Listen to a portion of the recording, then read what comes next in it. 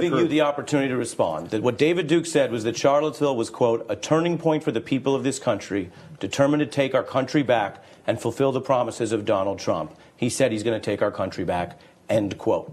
Is that That's total nonsense. David Duke is a hater. He has no position in this movement.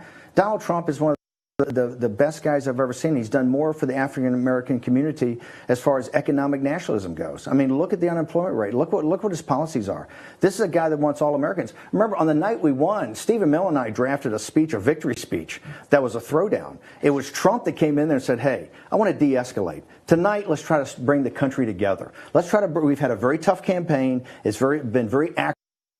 Let's take the acrimony down. And Miller and I were ready to go. Let's throw down and march on Washington. It was Donald Trump and his wisdom said, hey, guys, let's de-escalate. Let's try to bring the country together. So you got cranks like this that come out and try to latch on to Donald Trump and the movement. You're not going to stop this populist movement. You're not going to stop this economic nationalist movement by continuing to refer to these cranks. Sunday showed, what, 9 guys show up?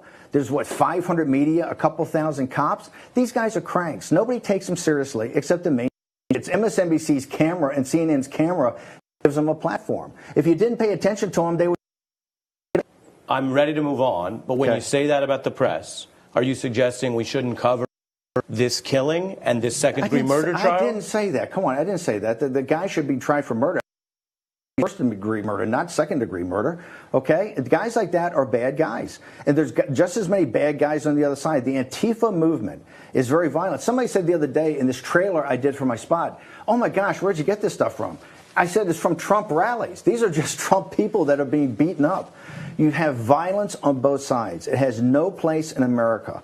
And as long as we keep giving these guys platforms, okay, they're just going to think they're bigger and bigger and bigger. This stuff could be shut down very easily. I think local authorities, particularly when you have neo-Nazis and neo-Confederates with these Antifa guys looking for a fight, there's no reason the Charlottesvilles of the world should accommodate that.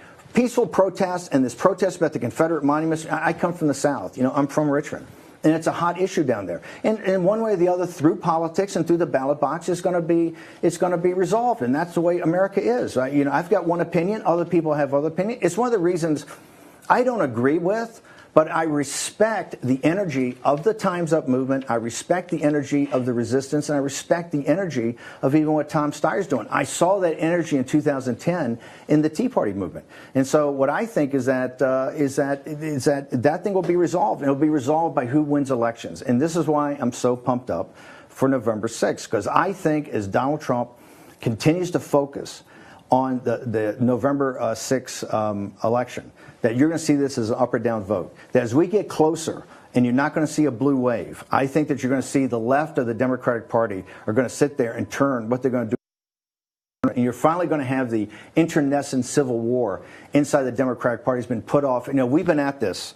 The populists and the Republican Party have been at this for 9, 10 years. Okay? Some days we win against the establishment, and more often we lose. But we continue to try to make progress. I think in the Democratic Party, it's been suppressed. And I think as we get closer to November 6th, and you do not see a blue wave, I think it's going to become quite evident on the left. They're going to sit there and go, hey, this Wall Street ownership of the Democratic Party, you know, this pillow fight that we've been having against the Democratic establishment has got to stop. And I think you're going to see a complete civil war in the Democratic Party, and it's going to clear the path for Donald Trump in 2020.